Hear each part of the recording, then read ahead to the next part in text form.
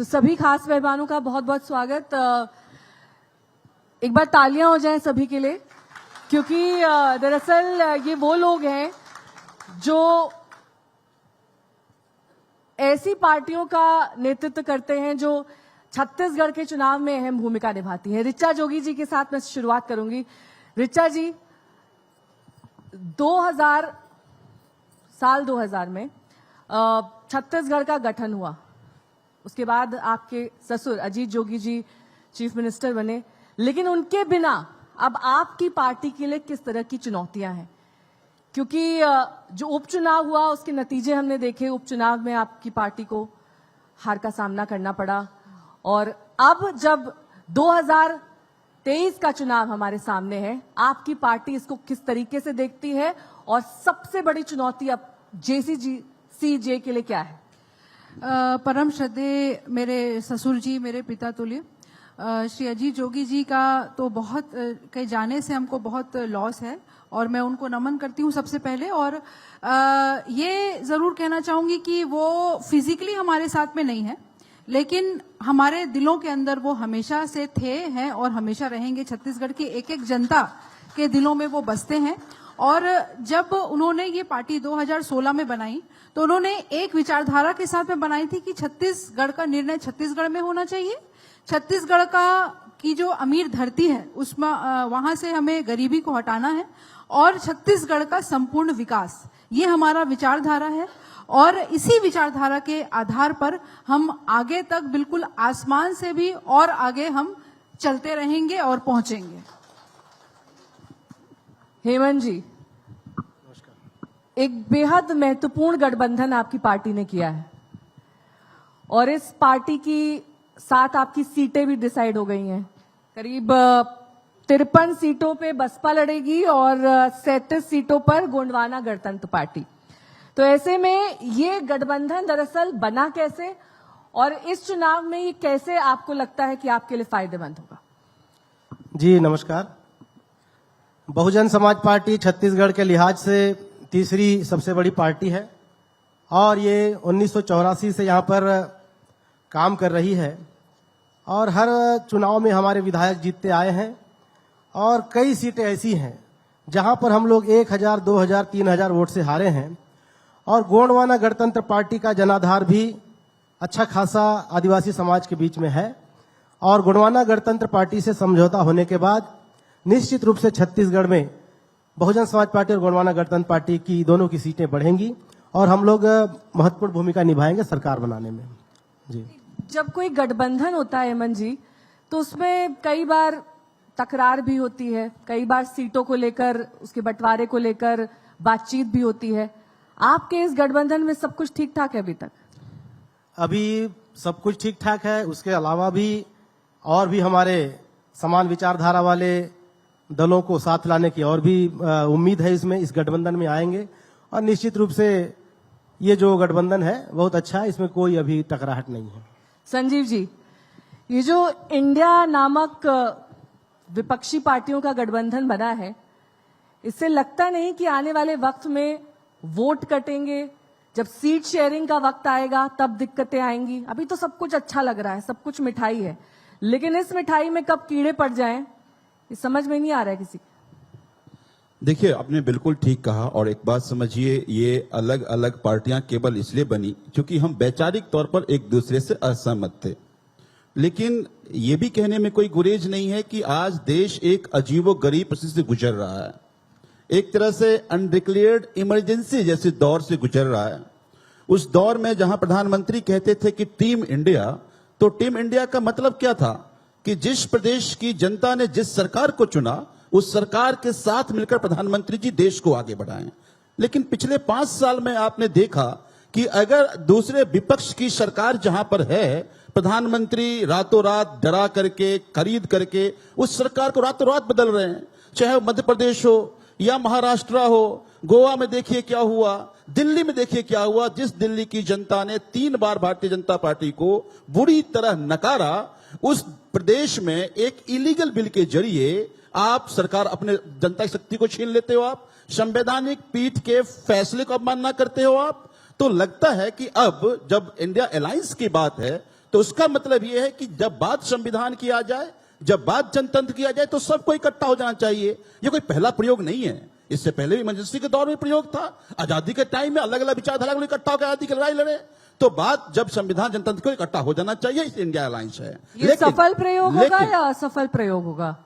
मुझे ये लगता है कि बात केवल विपक्ष एक अंग्रेजी में कहावत है ना, too many cooks spoil the broth, यानी कि जितने ज्यादा लोग, जितनी ज्यादा पार्टियां किसी चीज में सम्मिलित करिए, अभी तो अच्छा लग रहा है, लेकिन जब सीट शेयरिंग की बात आएगी और हो सकता है छत्तीसगढ़ में आप ही के वोट कट जाए। हाँ, मैं दोनों सवाल, दोनों दूसरे पे जवाब पे भी आ रहा था। देखिए, मुझे लगता है जब मुद्दा बड़ा हो तो कौन कितना सीट लेगा ये इंपॉर्टेंट नहीं है। इस देश का संविधान बचेगा कि नहीं बचेगा, इस देश के जनतांत्रिक मूल्य बचेंगे कि नहीं बचेंगे, इस देश की जो इंडिपेंडेंट जांच एजेंसियां बचेगी कि नहीं बचेगी। बात देखिए, आज ही हमारे नेता संजय सिंह जी का ईडी, क्या अपराध है उनका? वो राज्यसभा में सवाल पूछ लेते हैं, वो कहते हैं कि अदानी का घोटाला हुआ है तो उनके यहां ईडी पहुंच जाता है। कल ही बहुत सारे पत्रकारों को उठाकर ले जाएगा। क्यों? क्योंकि वो लगातार प्रधानमंत्री से सवाल पूछ रहे हैं। तो जो सवाल पूछेगा वहां आप एजेंसी भेज दोगे, तो तब हम सब की जिम्मेदारी बनती है, केवल अपोजिशन की नहीं, देश की एक एक जनता की जिम्मेदारी, जो इस देश के संविधान को मानता है, जनतंत्र के मूल्य को मानता है, उसको इकट्ठा हो जाना चाहिए। लेकिन जो दूसरा सवाल है आपका, इसका कतई ये मतलब नहीं है कि अगर छत्तीसगढ़ में छत्तीसगढ़ की जनता से जो आपने वादा किया, आप वादा खिलाफी करें तो हम चुप बैठ जाएं।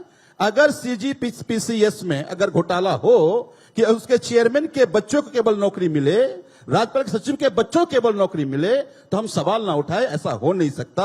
अगर इसके युवाओं के भविष्य खिलवाड़ होगा तो हम चुप नहीं बैठेंगे। भाई, मुख्यमंत्री कहते थे कि हसदेव के जंगल नहीं कटेगा, जंगल काटे जा रहे हैं, वो चुप हैं, हम कैसे चुप बैठ जाएं? भ्रष्टाचार अगर खुलेआम हो रहा हो, हम कैसे चुप बैठ जाएं? तो छत्तीसगढ़ के अस्मिता की लड़ाई को लड़ना पड़ेगा, छत्तीसगढ़ के लोगों के अधिकार को लड़ना पड़ेगा, और जिस उद्देश्य से यह राज्य बनाया गया था उस उद्देश्य की पूर्ति की लड़ाई लड़ना पड़ेगा। और यही लड़ाई लड़ने के लिए आम आदमी पार्टी लड़ रही है।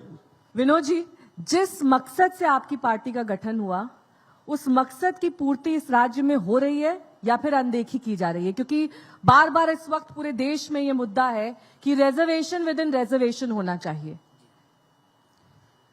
ये मैं अब एक बात स्पष्ट कर दूं कि हम सामाजिक आंदोलन से समाज से सत्ता को जाने के एक अनूठा प्रयास करने की कोशिश कर रहे हैं।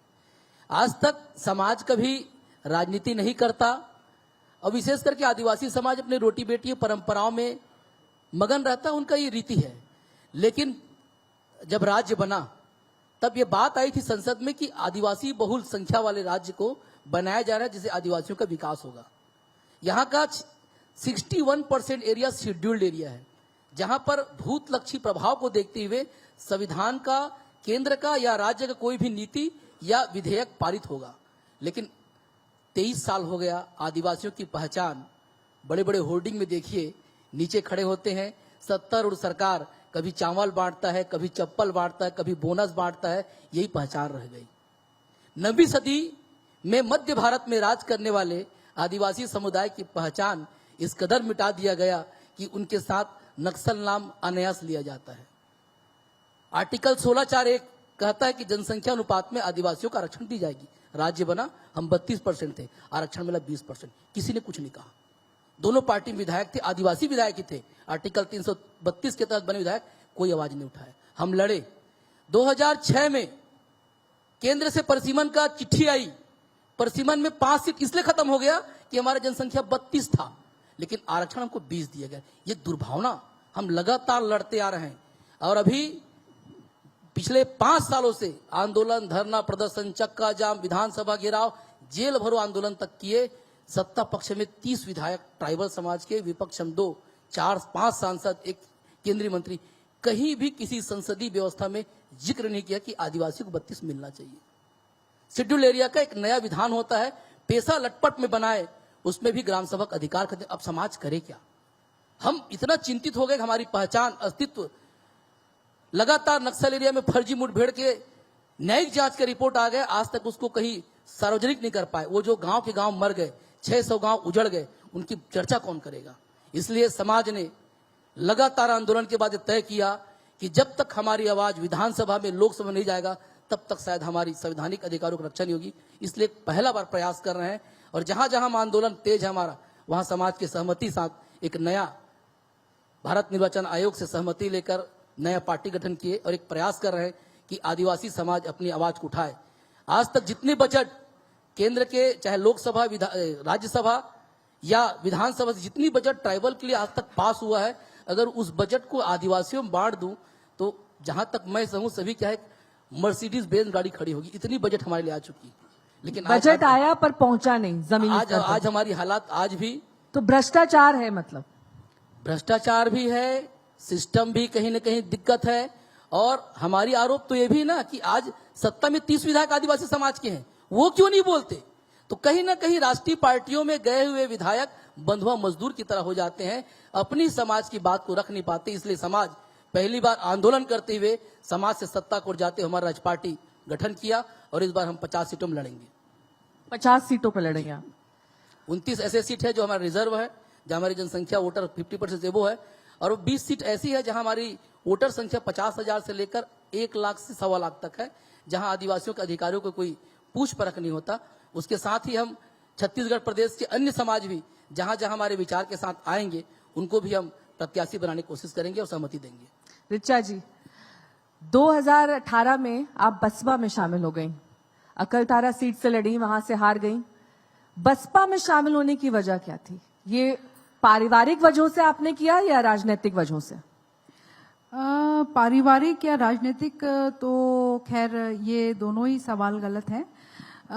देखिए, बसपा से जो गठबंधन हुआ था, वो हमने जो भी डिसीजन लिया छत्तीसगढ़ के विकास के लिए लिया हमने, और छत्तीसगढ़ के जनता के हितों के लिए लिया। और लेकिन जब, और हाँ, गठबंधन भी 35 और 55 का रेशियो था, और मेरा लड़ने का कारण यही था कि पार्टी और मजबूत होती और हम ज्यादा से ज्यादा जनता की सेवा कर सकते थे। लेकिन दुखद यह है कि ऐसा हुआ नहीं, क्योंकि हमारे छत्तीसगढ़ में, मतलब हमारी अकलतरा की जनता हमसे यही कहती थी कि अरे तय तो बसपा से हंस, तो हम हमला क्या यूपी जायला पड़ी, कुछ ले बर कुछ पूछे बर, तय तो उत्तर प्रदेश चले जाबे, लखनऊ चले जाबे।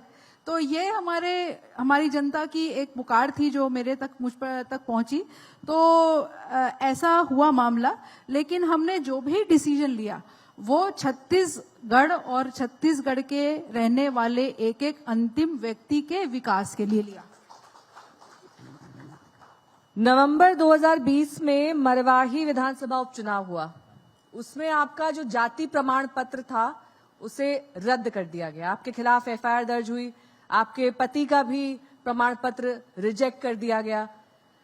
वो आपने किस तरीके से कंटेस्ट किया, किस तरीके से फेस सेविंग की, और उसके बाद इसने जो विवाद का जन्म लिया उसको कैसे आपने अपनी पार्टी से बाहर किया? देखिए, जनता गवाह है, छत्तीसगढ़ गवाह है कि 2000 में हाँ हमें एक नया राज्य मिला, हमारा छत्तीसगढ़, और हमारे छत्तीसगढ़ को एक आदिवासी मुख्यमंत्री मिले, श्री अजीत जोगी, और उन्होंने मरवाही सीट से लड़ करके वो एमएलए थे और अपनी अंतिम सांस तक वो एमएलए थे। और बीच में 2013 में मेरे पति श्री अमित जोगी, हमारे पार्टी के अध्यक्ष हैं, वो भी एमएलए थे।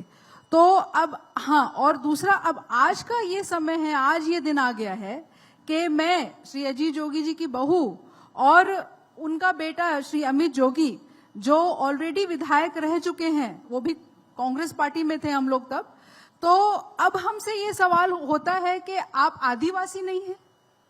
ये हास्यप्रद है, मैं इसको देखकर हंसती हूँ। और एफआईआर हुआ, बिल्कुल कोई बात नहीं, उसमें मुझे डरने वाली कोई बात नहीं है। माननीय न्यायालय के पास हमारा केस है और वो केस बिल्कुल सुरक्षित है, और माननीय न्यायालय के ऊपर मुझे पूर्ण विश्वास है। और मुझको अगर सरकार जेल में भेजती है तो अपने 3 साल के बच्चे के साथ मैं बिल्कुल खुशी खुशी जेल जाने को तैयार हूँ, उसमें कोई दिक्कत नहीं है मुझे। नहीं, लेकिन सरकार की जो छानबीन समिति है, उनका ये कहना है कि जोगी परिवार आदिवासी दरअसल है ही नहीं। वो ये कह रहे हैं कि जो ये प्रमाण पत्र है वो दरअसल फर्जी है और इसको लेकर ही एफआईआर की गई। ये जो बिलासपुर सीट है वो आपका गढ़ रहा है, और अब इस सीट को लेकर एक असमंजस की स्थिति है पार्टी में या नहीं है? कौन इस सीट से लड़ रहा है? ऋचा जी। इस सीट से तो खैर अभी फिलहाल क्लियर नहीं है। और दूसरा मैं ये कहना चाहती हूँ कि भाई जो जांच समिति है वो वर्तमान सरकार ने ही बनाई थी, जो एक मुझे कहने में बिल्कुल हिचकिचाहट नहीं होगा कि एक विंडिक्टिव सरकार है, जो विंडिक्टिव का मतलब आप सब समझते होंगे शायद। और दूसरा कि आदिवासी नहीं है ये तो प्रूफ अभी हुआ ही नहीं है। सबसे पहली बात वो तो माननीय न्यायालय के पास हमारा केस सुरक्षित है। और दूसरा मैं ये जरूर कहना चाहती हूँ, आपने जस्ट पूछा है तो इसलिए मैं बता दूं कि मेरे ही परिवार के लोग, मतलब मेरा जो मैटरनल नेम है वो है ऋचा रूपाली साधु, है ना। मेरा सरनेम, मेडन सरनेम साधु है। तो साधु परिवार के लोग उसी एसटी रिजर्वेशन कोटे में आज नौकरी करके आज वो रिटायर हो चुके हैं। तो उनको तो सरकार कुछ नहीं कह रही है ना। मेरे मतलब चाचा आदिवासी है, भतीजी आदिवासी कैसे नहीं हो सकती। तो मैं उन पर कोई ब्लेम नहीं, मतलब उनको मैं अभी ऐसे डिस्क्लोज नहीं करना चाह रही थी या डिस्प्ले नहीं करना चाह रही थी। लेकिन आप ही के सवाल का मैं जवाब इस तरह देना चाह रही हूँ कि सरकार सिर्फ हमारे हितों को मारने के लिए, जोगी परिवार को अधिकार ना मिले, मरवाही सीट से लड़ने का अधिकार ना मिले, उनको वंचित रखा जाए, जो हमारी अब इस हमारी सीट का क्या पारंपरिक होगा? सीट है, ऋचा जी? जो हाँ जहाँ मरवाही के लोग जो हमको प्यार करते हैं, स्नेह देते हैं, उस प्रेम से हमको वंचित रखने के लिए ये किया जा रहा है कि हमारा ही सिर्फ सर्टिफिकेट निरस्त कर दिया गया। लेकिन मुझको, मैं अभी फिर से कहूंगी कि मुझे माननीय न्यायालय पर पूरा भरोसा है। तो मरवाही सीट का क्या हो रहा है? मरवाही सीट वो उसमें कोई भी लड़े वो सीट हमारी ही रहेगी। फाइट है, क्योंकि लेकिन वो सीट Within नहीं है, पार्टी आपके फाइट है कि नहीं जनता है? है जो हमारी है, उनके दिलों में जोगी जी बसते हैं। आज उनका बेटा बसता है, उनकी बहू बसती है, उनका पोता बसता है। जोगी परिवार वहां बसा हुआ है, लोगों के दिलों में बसा हुआ है। चाहे जो भी लड़े, और वो हमारी पार्टी लड़ेगी और हम लोग जीतेंगे वहां से, चाहे चेहरा कोई भी हो। ही इज अ जोगी, चेहरा कोई भी हो, ही इज अ जोगी। हेमंत जी, अगस्त 2023 में आपकी पार्टी सुप्रीमो ने कहा कि हम अकेले दम पर चुनाव लड़ेंगे, फिर गठबंधन की जरूरत क्यों आन पड़ी? देखिए, बहुजन समाज पार्टी की राष्ट्रीय अध्यक्ष माननीय बहन कुमारी मायावती जी ने हमेशा कहा है कि बहुजन समाज पार्टी किसी दल के साथ गठबंधन नहीं करेगी। जो इस देश के अंदर में जो दबे कुचले, दलित, शोषित, आदिवासी, पिछड़े वर्ग और धार्मिक अल्पसंख्यक और सर्व समाज के जो गरीब लोग हैं, जो हर सरकार से पीड़ित हैं, हर सरकार की गलत नीतियों से पीड़ित हैं, उनका आपस में गठबंधन होना चाहिए। जो इस देश के अंदर में हजारों जातियों में बटे हुए लोग हैं, जिनको जातियों में बांट करके, धर्म के नाम पर बांट करके बीजेपी और आरएसएस जैसे संगठन उनको धार्मिक उन्माद में, कट्टरपंथ की ओर धकेलते हैं, आपस में लड़ाने का काम करते हैं। ऐसे जो आपस में लड़ने वाले जातियों को आपस में जोड़कर एक अपना गठबंधन होना चाहिए। तो उसी प्रयास में हम लोग लगातार लगे रहते हैं। और उसके साथ साथ जो अभी आपने कहा कि गठबंधन हम नहीं करेंगे, तो हमें जो ये विचारधारा है, गोंडवाना गणतंत्र पार्टी, जो कि आदिवासियों के उसी विचारधारा को लेकर के काम कर रही है कि इस देश का जो मूल निवासी आदिवासी है, और यह छत्तीसगढ़ आदिवासियों का प्रदेश है, और आदिवासियों के छत्तीसगढ़ में सैकड़ों प्रकार के खनिज संपदा है। तो उनकी विचारधारा और हमारी विचारधारा मिलती जुलती है। और बहन जी, जो जोगी जी बैठे हैं, आपके साथ भी गठबंधन हुआ, तो हम लोगों का जो गठबंधन एक बहुत अच्छा गठबंधन था पिछले बार भी, और अभी भी गठबंधन के रास्ते और भी खुले हुए हैं। जो हमारे विनोद नागवंशी भाई जी कह रहे हैं, आदिवासियों के अधिकार के लिए आप लड़ रहे हैं। तो जो भी इस देश के अंदर में, इस प्रदेश के अंदर बीजेपी और कांग्रेस की अहंकारी सत्ता को दूर करने के लिए लड़ाई लड़ रहे हैं, उन सब के साथ में ऐसा जरूरी नहीं है कि प्री पोल ही अलायंस हो, पोस्ट पोल अलायंस भी हो सकता है। सरकार बनाने के लिए हम लोग और भी पार्टियों को साथ में लेकर के विनोद जी, सरकार आपके बनाने इशारा के लिए हम नहीं लोग कर जो रहे है चुनाव आपके के लिए बाद इशारा में भी कर रहे हैं। गठबंधन हो Post सकता है, poll alliance की पोस्ट बात पोल हो रही है। अलायंस भी हो सकता है, और निश्चित रूप से बीजेपी और कांग्रेस की सत्ता छत्तीसगढ़ में आने अरे तो वाली पहले नहीं ही है। हाथ मिला लीजिए। भाजपा और इलेक्शन कांग्रेस का को काय वेट सिर्फ करना? और भी सत्ता प्रयास चल रहा है, अभी सत्ता चुनाव प्राप्ति चाहिए। आचार संहिता नहीं लग रहा है, भाजपा और कांग्रेस हो को सकता सिर्फ है। सत्ता प्राप्ति चाहिए, उनको जनता के हो सकता है हित से अभी कोई भी मतलब आचार नहीं। संहिता लगने से पहले कुछ संगठन और भी हमारे साथ बातचीत आए। चल रही है मतलब? निश्चित रूप से इस बार जो है कांग्रेस और बीजेपी की सरकार हेमंत जी, छत्तीसगढ़ में आने वाली बातचीत नहीं। चल रही है मतलब आपकी? बिल्कुल बिल्कुल प्रयास जारी है, रिचा जी आप कुछ कह रही थी। बिल्कुल प्रयास जारी है। मैं सिर्फ यही कहना चाहती हूँ कि कांग्रेस और भाजपा को सिर्फ सत्ता प्राप्ति से बस क्या मतलब यही है। वजह है कि आपकी पार्टी अलग हुई कांग्रेस से और बिल्कुल यही जेसीसी वजह का है, बिल्कुल यही वजह है। एक विचारधारा monotonous- में मेल नहीं था? हाँ, विचारधारा में मेल नहीं था, और मेन हमको छत्तीसगढ़ का विकास नहीं दिख रहा था कहीं भी। नहीं, परिवारवाद और तो वहां हमने भी है, हमेशा से परिवारवाद आपके यहाँ भी है। नहीं नहीं, परिवारवाद हमारे यहाँ बिल्कुल भी नहीं है। हमारे पार्टी के अध्यक्ष अमित जोगी जी हैं, पर मुझे कोई पद नहीं दिया गया है आज तक।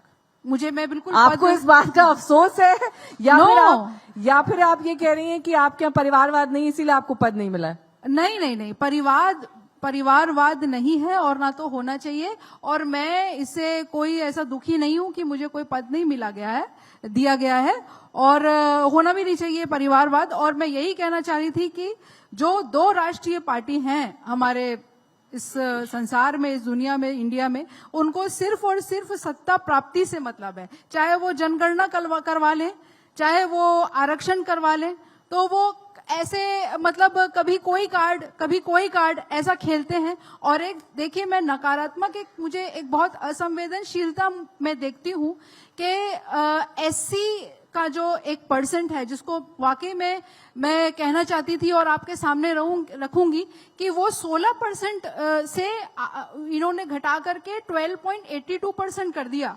तो ये कितनी नकारात्मक बात है, ये कितनी असंवेदनशील बात है। सिर्फ और किसी वर्ग को उन्होंने बढ़ा दिया। तो मेरा ये कहना है कि भाई आप उनके जीवन स्तर को देख करके, उनकी आर्थिक स्थिति को देख करके आप आरक्षण बढ़ाइए ना, आप सबको लाभ दीजिए ना। मेरा ये कहना, अच्छा जो जनरल कैटेगरी है, अन्य है, उनका भी आरक्षण आप क्यों नहीं बढ़ा सकते? राज्य सरकार के पास तो पूरा अधिकार है, आप क्यों नहीं करते ये?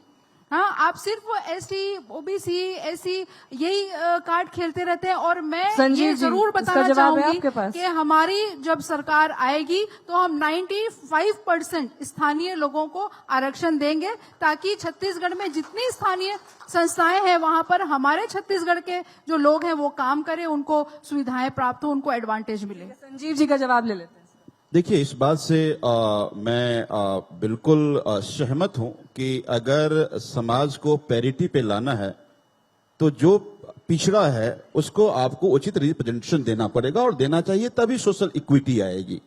लेकिन मुझे लगता है कि उससे भी बड़ा मुद्दा है। अब एक बात समझिए कि 2012 में आम आदमी पार्टी की स्थापना हुई। 2012 से 3 बार दिल्ली की जनता ने आम आदमी पार्टी को चुना। क्यों चुना? कि 5 साल में हमने एक टेस्टेड मॉडल दिया। उस मॉडल में सरकारी स्कूल में पढ़ने वाले बच्चे, हजारों बच्चे डॉक्टर बने, हजारों बच्चे इंजीनियर बने। इस बार का रिजल्ट है कि हमारे एक स्कूल के 35 बच्चे एनडीए क्रैक किए हैं, जो पूरे देश किसी सैनिक स्कूल में नहीं हुआ है। तो जब तक आप शिक्षा को मजबूत नहीं करेंगे, देश आगे नहीं बढ़ेगा। जो हमने मोहल्ला क्लिनिक बनाया, जो हमने अस्पताल बताया, उससे क्वालिटी जो हेल्थ की सुविधा अंतिम व्यक्ति को मिल रहा है। और उसका परिणाम यह हुआ कि पंजाब की जनता ने भी फिर दोबारा आम आदमी पार्टी को मोहर लगाई। आज वहां भी शिक्षा में काम हो रहा है, वहां भी स्वास्थ्य पे काम हो रहा है, वहां भी रोजगार पे काम हो रहा है। आम आदमी पार्टी डेवलपमेंट के मुद्दे पर चुनाव लड़ती है। जब मैं छत्तीसगढ़ में घूम रहा हूं तो वहां भी लोग कह रहे हैं कि जो दिल्ली का मॉडल है वो छत्तीसगढ़ में होना चाहिए। वहां भी अच्छी शिक्षा व्यवस्था होना चाहिए, स्वास्थ्य व्यवस्था होना चाहिए। सुदूर बस्तर में क्यों नहीं अच्छा स्कूल होना चाहिए? क्यों नहीं बस्तर के बच्चे पढ़कर डॉक्टर, इंजीनियर, डिफेंस में जाएं? क्यों व्यवस्था नहीं की गई? 15 साल भारतीय जनता पार्टी का शासन रहा। भारतीय जनता पार्टी के भ्रष्टाचार और उससे परेशान हुए कांग्रेस को मौका मिला, फिर बात तो वहीं की वहीं रह गई। भाई उनके घोटाले की जांच ये नहीं कि, इनके घोटाले की जांच वहां नहीं हो रहा है। तो आपस की जो जुगलबंदी है, इस जुगलबंदी छत्तीसगढ़ को नुकसान हो रहा है। अब आम आदमी पार्टी, हम जब हर व्यक्ति के पास जा रहे हैं, हम यही कह रहे हैं कि बहुत हो गया पार्टी के नाम पे वोट, अब अपने बच्चों के भविष्य के नाम पे वोट करो। मुझे पूरा विश्वास है, चाहे दिल्ली हो या पंजाब, इतना बड़ा मैंडेट केवल इसलिए आया। तो यहाँ मुद्दे क्या हैं? क्योंकि पंजाब के मुद्दे तो अलग थे, दिल्ली के मुद्दे अलग होते हैं। छत्तीसगढ़ में आप किस मुद्दों पर चुनाव? हर एक प्रदेश के कुछ अपने मुद्दे हैं, कुछ कॉमन मुद्दे हैं। आज पूरे देश में जाइए, सरकारी स्कूल की बदहाली है, शिक्षा का कॉमन मुद्दा है। पूरे देश में जाइए, अस्पताल की बदहाली है, तो स्वास्थ्य का कॉमन मुद्दा है। हाँ, जब हम छत्तीसगढ़ में आते हैं तो किसान किसानी को रोजगार मान पाए। आज मान लीजिए एक किसान कोई हार्डवेयर का दुकान करता है, पूछे क्या करते हो, तो हार्डवेयर का शॉप है जी, किसानी कर रहे हैं। किसानी को रोजगार नहीं मानता, तो अपने किसान को किसानी को रोजगार मान पाए, उसकी व्यवस्था सरकार करे। आज जब मैं बस्तर जाता हूं, सरगुजा जाता हूं, मैं देखता हूं कि आज आदिवासी के वन उपज का आधा हिस्सा बिचौलियों को चला जाता है, चूनी मार्केट में एक्सेस है, उसके अपने मुद्दे हैं। तो मुझे यह लगता है कि आप एक ओवरऑल पैकेज है जो अरविंद केजरीवाल जी ने दिल्ली में दिखाया, आप पंजाब में गए, पंजाब में हम कर रहे हैं। तो मुझे लगता है कि आज छत्तीसगढ़ में भी जरूरत है कि यहां के बच्चों के लिए बेहतर स्कूल की व्यवस्था हो, अस्पताल की व्यवस्था हो, किसानों के बेहतर, केवल विज्ञापन में ना हो। भूपेश जी कहते हैं कि भाई हमने गोबर बेच के लोग करोड़पति हो गया। आधे से ज्यादा गौठान तो हम देख रहे हैं फर्जी है, और जहां गौठान है वहां उसकी व्यवस्था नहीं है। तो मुझे लगता है कि इस तरह से केवल विज्ञापन से लोगों का भला नहीं होने वाला। आपको आम आदमी पार्टी के सरकार की दिल्ली जैसा कर रही है, पंजाब में कर रही है, आपको अंतिम व्यक्ति के लिए काम करना पड़ेगा। देखिए, इस 10 साल में हमने एक नई राजनीतिक दिशा दी है। मुझे याद है जब मैं 13 में हम लोग पहली बार चुनाव लड़े थे, हमने कहा था कि बिजली आधी करेंगे, सभी पार्टियों ने मजाक उड़ाया था। आज दोनों पार्टियां बिजली मुफ्त देने पर मजबूर हुई है। शिक्षा की बात होने लगी है, स्वास्थ्य की बात होने लगी है, रोजगार की बात होने लगी है, भ्रष्टाचार की बात होने लगी है। तो ये हमारी जीत है और इसी मुद्दों को हम कर जा रहे हैं। माननीय झा जी से मैं रोजगार- कहना चाहता हूं हाँ, कि बात तो कर रहे हैं आम आदमी की। जब आपकी पार्टी से राज्यसभा के सांसद बनाए जाते हैं तो आप भी उन्हीं पूंजीपतियों को बनाते हैं, आप भी उन्हीं कारपोरेट जगत के लोगों को बनाते हैं, आप भी उन्हीं पैसे वालों को बनाते हैं।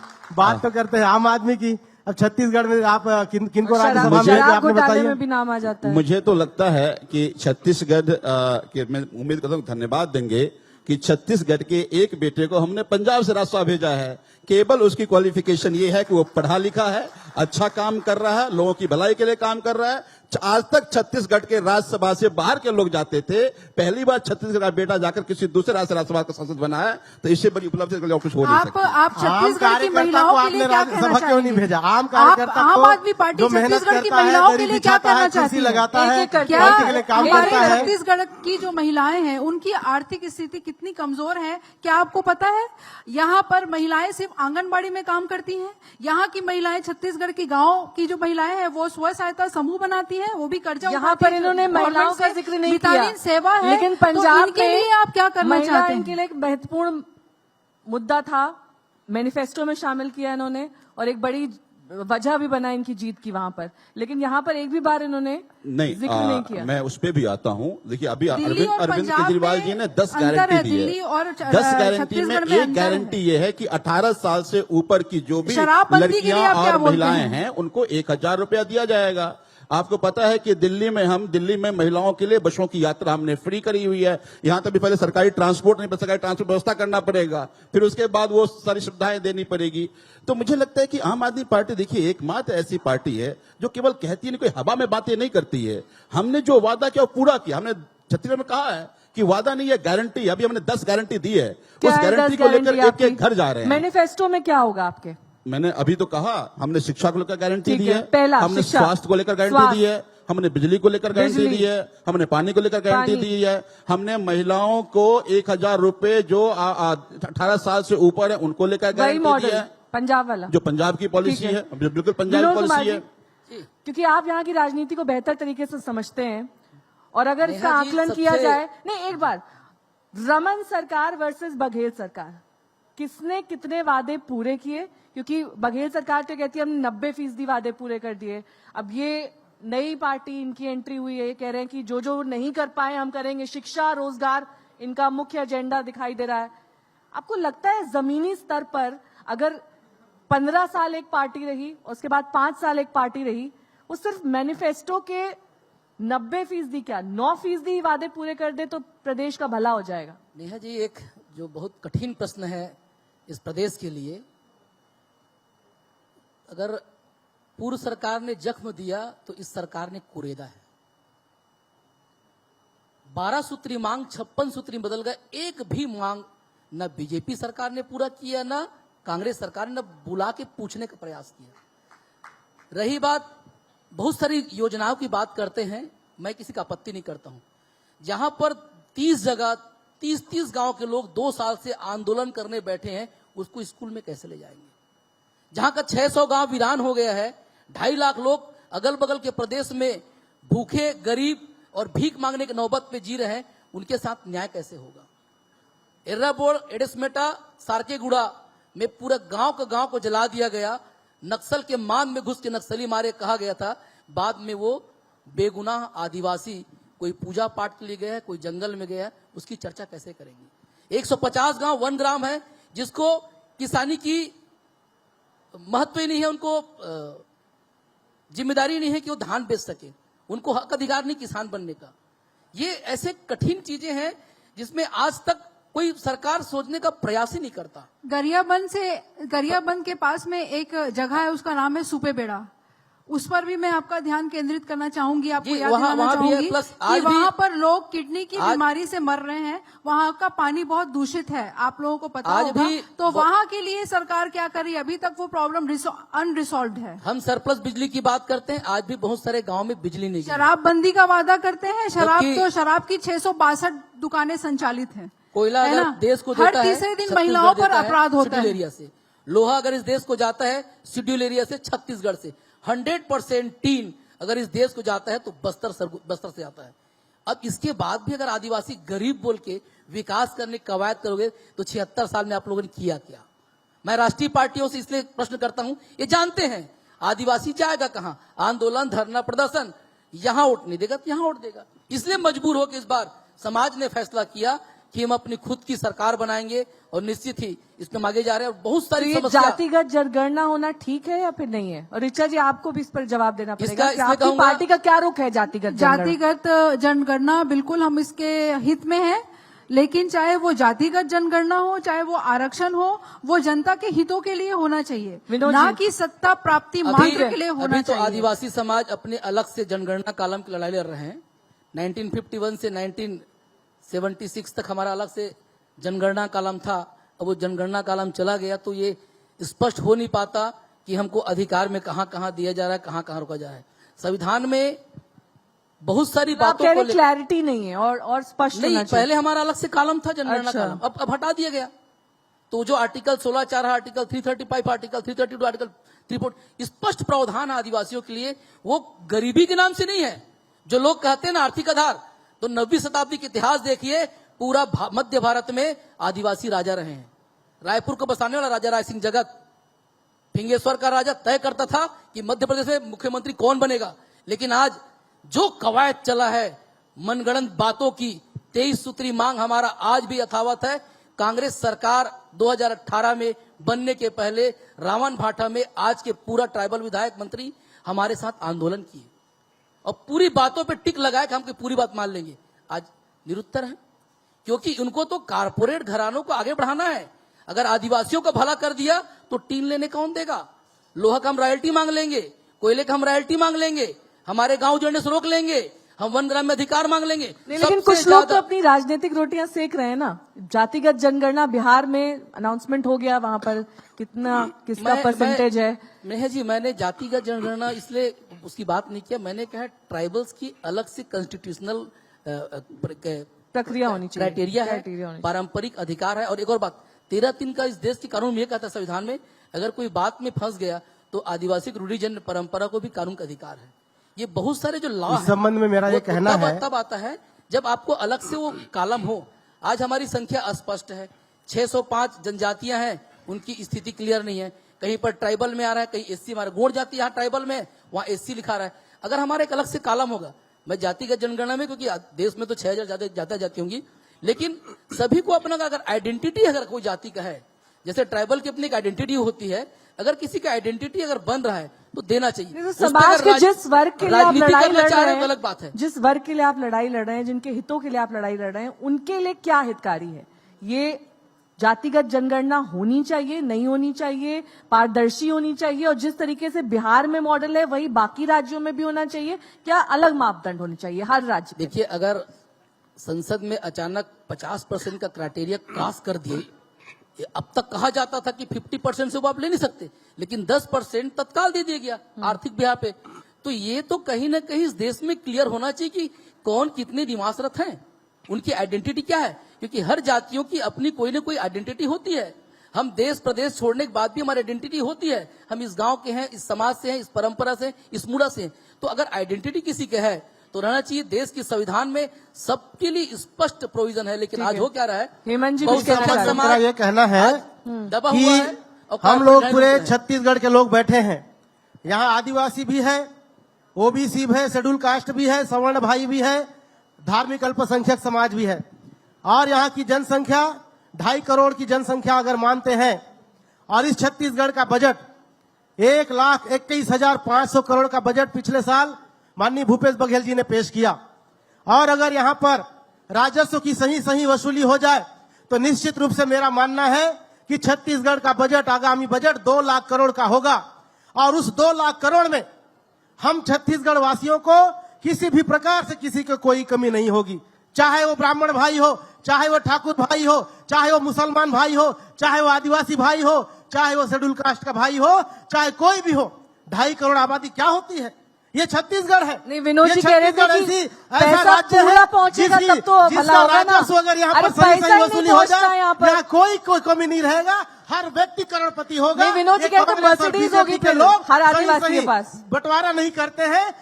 जो आबादी के हिसाब से अगर सब चीज का बंटवारा सही हो जाए, या कोई लड़ाई झगड़ा नहीं होगा, सभी जाति धर्मों के लोग यहाँ पर आराम से जिंदगी अपना बिताएंगे। इसी बात पे कहना ऐसा चाहूंगा, राज्य छत्तीसगढ़ राज्य है। संसाधन ऐसा से हमारा परिपूर्ण मानना है। छत्तीसगढ़ में जब तक अगर स्थानीय सही सरकार नहीं आ जाए, आएगी, तब तक सबके लिए विकास सोचने वाली सरकार, तो स्थानीय निश्चित रूप से ये सरकार। होगा। ये आज देखिए छत्तीसगढ़ साउथ में ऐसा निश्चित हो अपनी जाए। खुद की सरकार है, उड़ीसा में खुद की सरकार है, उसका शिक्षा तो अच्छा हो गया। जहां जहां स्थानीय सरकार है, संसाधन का सदुपयोग स्थानीय स्तर पे होता है। लेकिन जहां पर सरकार कहीं और से कंट्रोल होता है, जैसे यहाँ का सरकार, तो संसाधन की लूट बदस्तूर जारी रहेगी। आज साउथ को देखिए, इंफ्रास्ट्रक्चर बहुत आगे है। छत्तीसगढ़ में सबसे ज्यादा संसाधन इस देश का है, लेकिन इस इंफ्रास्ट्रक्चर आरक्षण करने का एक मुख्य उद्देश्य होना चाहिए जनता का विकास, जनता के जो जीवन का जो स्तर है उसको बढ़ाना, उनको सुविधाएं देना, शिक्षा में उनको लाभ देना, नौकरी में उनको लाभ देना, जो कि कहीं ना कहीं मैं देखती हूँ कि उससे हम पीछे हट जाते हैं। वो नहीं हो पाता है, बाकी सब होता है, सारी बातें होती हैं, लेकिन बस जनता का विकास नहीं होता, जनता की हित नहीं होता है बस। हेमंत जी, 2018 में भाकपा के साथ आपने गठबंधन किया, 2 सीटें आई, उससे थोड़ा ग्राफ बढ़ेगा इस बार आपका? नहीं, मैंने पहले ही कहा कि हमारा जो गठबंधन था वो कोई फेलवर नहीं था। जोगी जी की पार्टी ने 5 सीटें जीती, हमने 2 सीटें जीती। इस तरह से गठबंधन ने 7 सीटें जीती। और भाजपा और कांग्रेस जिस तरह से पिछले चुनावों में 2008 में 13 में जिस तरह से 5-7 सीटों का अंतर रहता था बहुमत से, अगर उसी तरह का प्रदर्शन होता 2018 में, तो जो हमारी 7 सीटें हैं वो बहुत महत्वपूर्ण होती। और जो हम लोग का चाहत था कि तीसरे फ्रंट की सरकार बनेगी, चाहते निश्चित तो रूप से- बहुत होती हैं, निश्चित लेकिन हो रूप से नहीं वो पाया बनती। ना। लेकिन हमारा ये कहना है स्पष्ट कि बीजेपी और कांग्रेस जो हमको आरोप लगाते हैं कि ये फला की बी पार्टी है, फला की ये पार्टी है, हम यहाँ पर बैठ के कहते हैं कांग्रेस और बीजेपी ने अंदरूनी अरे रूप से रणनीति क्या है आपकी अंदरूनी पार्टी रूप से की? साठगांठ मैं ये करके पूछ रही हूँ, कांग्रेस ग्राफ की कैसे सरकार बढ़ेगा? बनाने में बीजेपी ने साथ दिया है। और इस तरह से तीसरे मोर्चे की सरकार बनने से दोनों पार्टियों ने मिल करके रोकने का काम किया है, और बीजेपी ने अपने आप को पीछे करने का काम किया। अरे पहले और आप अपना घर कांग्रेस तो को उसने देखिए, जो है आगे पहले ये बढ़ाने का बताइए काम कि किया। 2 से कैसे ग्राफ बढ़ेगा आपका? क्या स्ट्रेटेजी है, क्या रणनीति है आपकी पार्टी? देखिए, हमने जो अभी भी जो गणित हमारा लगा है कि हम लोग जो है बैलेंस ऑफ पावर बनेंगे इस बार। हमारा जो 2 पार्टियों का गठबंधन हुआ है और अपने आप में बैलेंसिंग पावर बनने जा रही है। उसके अलावा भी अगर हमारे दोस्त जो साथी बैठे हैं, इनका प्रदर्शन भी अच्छा रहेगा। निश्चित रूप से ये लोग सबके लिए prediction आप ही कर कांग्रेस और देंगे। बीजेपी में जाने वाले आप लोग भी नहीं है। अरे आपने तो astrology पढ़ ली है। छत्तीसगढ़ निश्चित रूप से को सपोर्ट की निश्चित रूप से जरूरत नहीं है। तीसरे फ्रंट की ही सरकार छत्तीसगढ़ को छत्तीसगढ़ एक में बनेगी। सशक्त और नेतृत्व जब की जिसकी जरूरत जरूरत है। होगी निश्चित रूप से मिल चलिए। करके कांग्रेस और बीजेपी को आपके रोकने का अंदर काम एक और करेंगे प्रतिभा है, और बहुजन समाज एस्ट्रोलॉजर पार्टी अच्छे इसकी हैं आप, पहल सबका करेगी। आपने प्रिडिक्शन कर दिया कौन कितनी सीटें लाएगा, आपकी पार्टी कितनी लाएगी, उस पर अभी भी असमंजस है। संजीव जी, लास्ट रिमार्क आपसे, इस बार आपकी पार्टी की तरफ से कुछ थोड़ी जल्दबाजी नहीं कर दी गई? सीट डिक्लेरेशन, कौन कहां से लड़ेगा, इसको लेकर सब कुछ ठीक ठाक है आपकी पार्टी में या सिर्फ टॉवल का दौर है? नहीं, बिल्कुल नहीं। मुझे लगता है कि हम जहां कहीं भी चुनाव लड़ते हैं, हम महीना 2 महीना 3 महीना पहले सीट का अनाउंस करते हैं, और यहाँ भी हमने भी 22 सीट का अनाउंस किया और आने वाले दिनों में आगे करते जाएंगे। तो हमारे यहाँ कोई कंफ्यूजन नहीं है। बातें ये आई कि बड़ी रस्साकशी है, नहीं, छत्तीसगढ़ में कौन चुनाव लड़ेगा, इसको ये लेकर सारा आपकी पार्टी- रस्साकशी मीडिया में है। मैं भी कई पत्रकारों का मैंने भी पूछा भाई कहाँ रस्साकशी है, तो कई लोगों की फैंटेसी और फिर मीडिया में वो डिबेट। हमारे यहाँ कोई कंफ्यूजन नहीं है। हम 90 की 90 सीट पर बहुत मजबूती से लड़ रहे हैं। 22 का हमने भी अनाउंस कर दिया और आगे अनाउंस करने वाले हैं। लेकिन और हमारे आपका निर्णय कार्यकर्ता तो एक दिल्ली एक से घर ही जा होगा। रहे हैं, एक एक घर जाकर आपका लोगों से निर्णय बात दिल्ली कर से ही रहे हैं। होगा। और मुझे पूरी उम्मीद है कि जिस तरह से दिल्ली और पंजाब में लोगों ने अपनी लड़ाई बनाई, छत्तीसगढ़ के भी लोग अब अपने हक की, अपने फायदे की लड़ाई को वहां तो आपके लड़ेंगे। पास भगवंत मानते, यहाँ कौन है? नहीं, वहां भी देखिए, एक मोबाइल मैकेनिक एमएलए बन जाता है, एनजीओ चलाने वाली एमएलए बन जाता है। ऐसे ही आम लोग मुद्दों एमएलए पर बने चुनाव हैं। लड़ेंगे आप? मुद्दों पर, हमेशा मुद्दों पर चुनाव लड़ते रहे हैं। भाई हम कहते हैं हमें स्कूल अच्छा बनाना आता है, अगर स्कूल चाहिए तो वोट करो। अस्पताल अच्छा बनाना आता है, अगर चाहिए तो वोट करो। रोजगार हमें देने आता है, चाहिए तो वोट करो। संविदा को पक्का हमें करना आता है, पंजाब में करके दिखाया, अगर करना है तो हेमंत वोट जी से करो। पूछ तो लीजिएगा मुद्दे कितनी सीटें आ रही वोट हैं मांगते हैं हम। बता देंगे आपको। चलिए, बहुत बहुत शुक्रिया आप सभी का इस चर्चा में शामिल होने के लिए। जोरदार तालियां हो जाएं सभी खास मेहमानों के लिए।